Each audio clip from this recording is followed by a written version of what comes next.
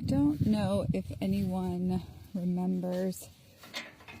there was a childhood book that was talking about mood and attitude,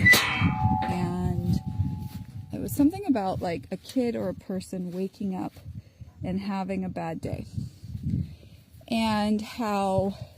that first kind of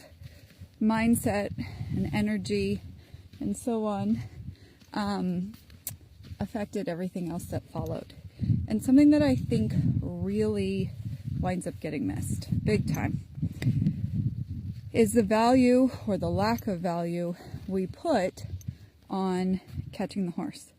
And we tend to be taught that the focus is about literally getting the halter on the horse, that whatever it takes, then if we are able to do that, we have success.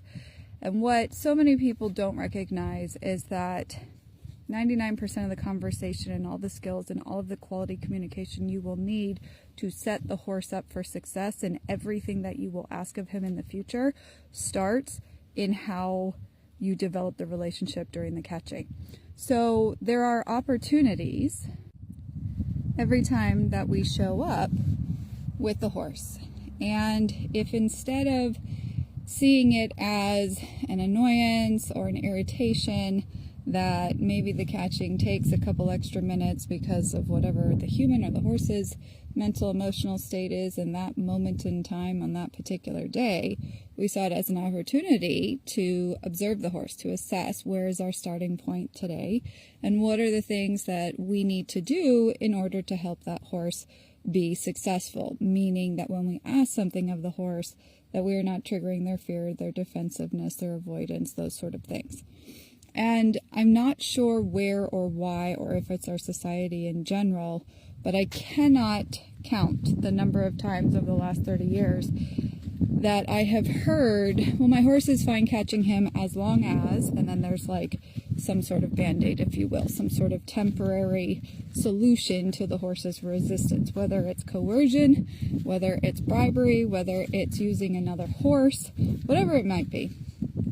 I find that people will often put more effort into masking a problem, and the problem is not, will my horse allow me to catch him? It's what is happening between the human and horse that is causing the resistance, avoidance, or defensiveness when we go to catch the horse. And if we're not going to dig in and find the root causes that are creating those undesired outcomes, which are the symptoms, not the issues, then we are missing a whole lot of what is occurring when we go to ask anything else of the horse.